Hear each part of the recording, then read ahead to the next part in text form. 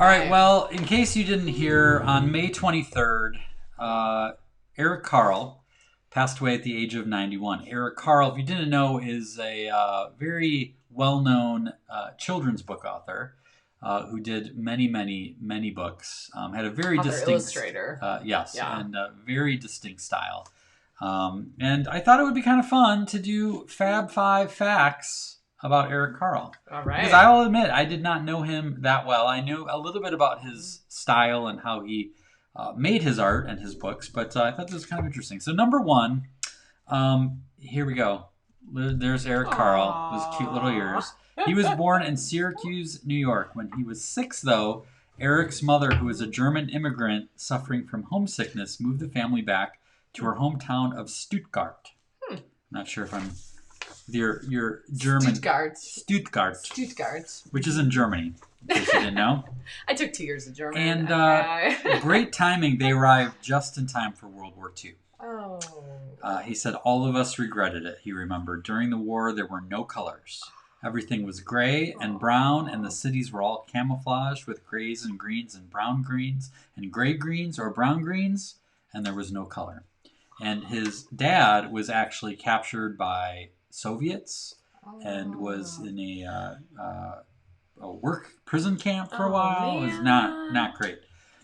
So that was interesting. And then as soon as he could, he saved up money. He actually studied art in Stuttgart.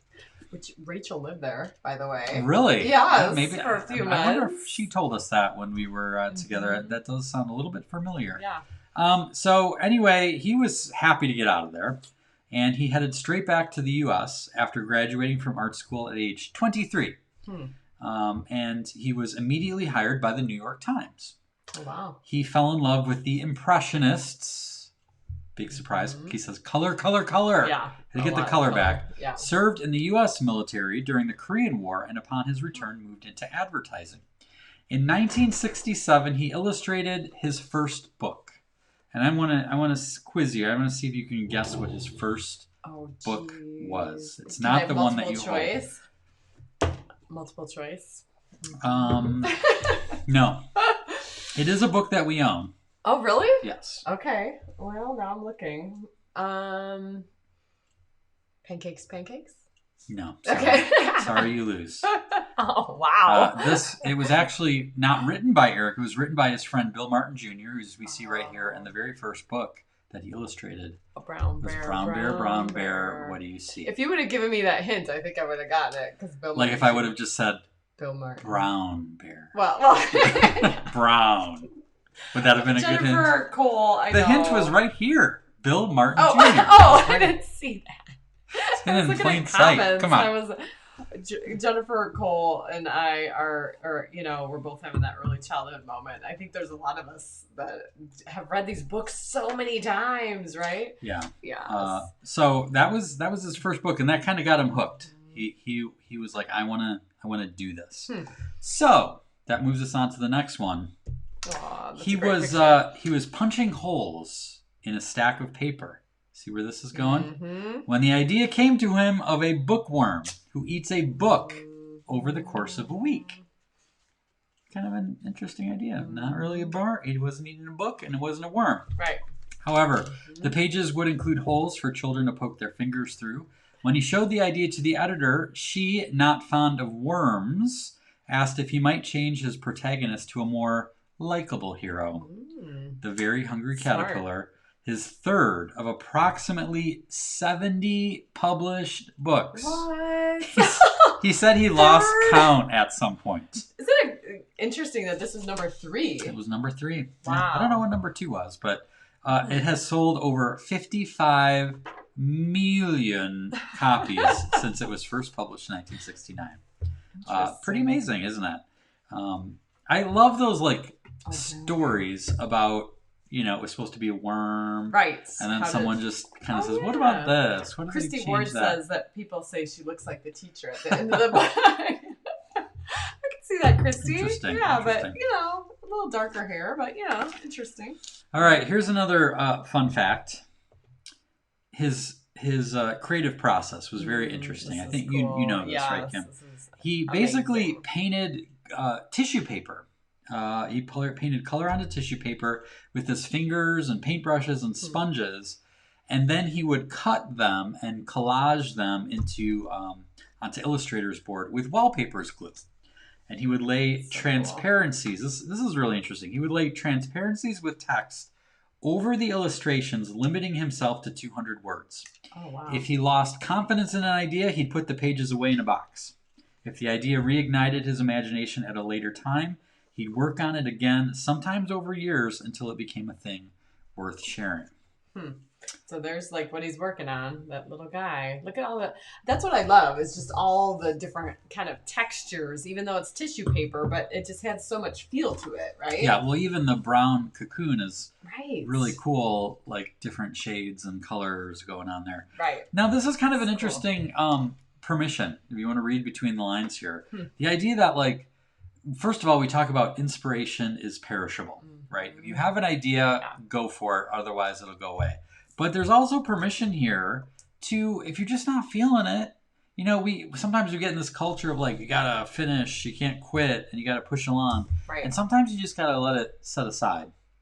And then let inspiration come back around. I love that kind of reminder, because it does seem a little bit different. Yeah. I do that sometimes. I feel guilty about it, but like the Mario one. insert coin painting that I showed a while ago, that sat there for a long time before I finally came up with the words and added some different pieces to it that I thought was like, okay, then now it's worth it. So pretty interesting. All right, now here's kind of what he was thinking with the hungry caterpillar. I love this picture, by the way. Oh, that is so cute.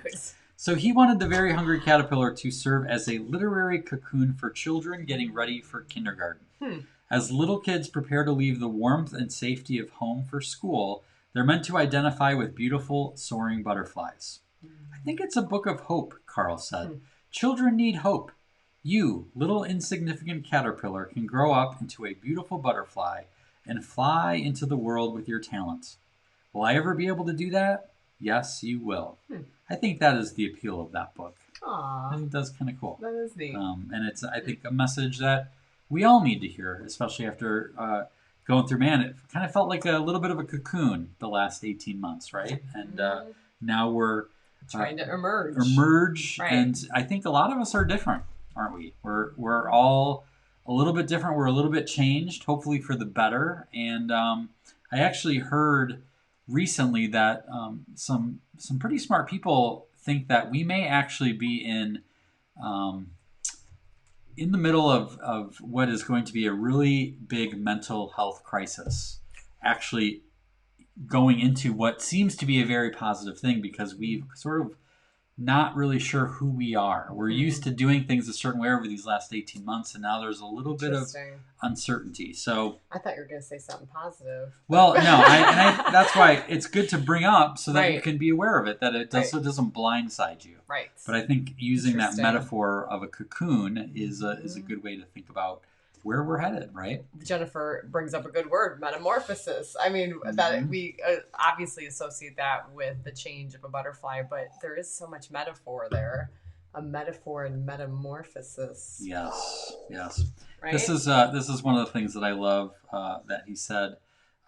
He said, some children have said to me, "Oh, I can do that," and he said, "I consider that the highest compliment." Aww. So, like about his art? Sweet. Yeah. Like, I can do that. Right. Which is cool, because it's really hard to make art that looks like a child did it. It seems very simple, but to do it with that spontaneity and purity that children have. A lot of times if you see an adult draw something that's supposed to look like a kid, it looks like an adult was drawing something that was supposed to look like a kid. Right. Very interesting. So I see you have a stack of Eric Carle books here. Yeah, Are these some of the ones we had on our shelf? Pull that out. Yes. When I was teaching kindergarten, we had big books. I don't know how many people are familiar with those, but it just allowed for the kids to see the pictures so much. And that was it really that big? Oh yeah, big books. That's big. And big books. they were soft cover, but we often had Eric Carle big books, and so the ones I think of are back then even.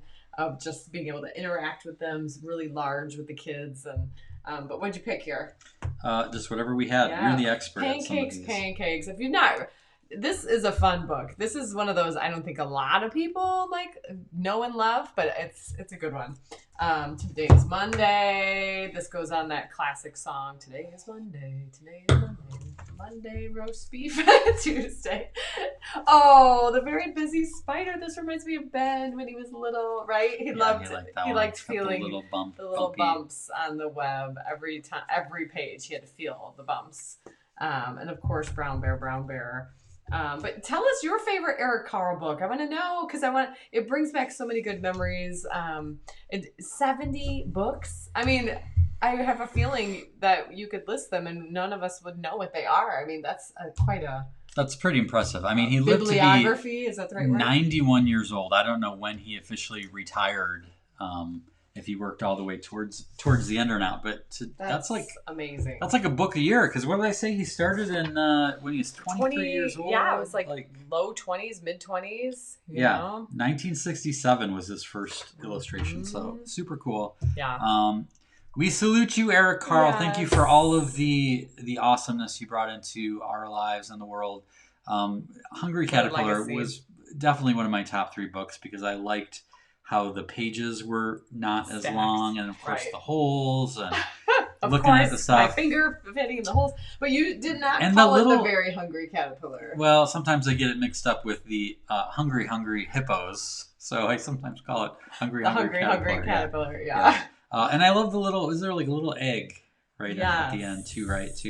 Let's see. Where there's an egg on the leaf. Or is it at the very beginning? I don't remember. I know it's been a while. This is definitely a book that we have not read. Yeah, and then the little at the beginning, and then the little him like coming out on the back side, just like brilliant. It's so good. As if we're like introducing you to this book. Have you ever seen You guys should really check it out. This is hot stuff, you know. So thank you for helping us just kind of process the gift that Eric Carle was to the world.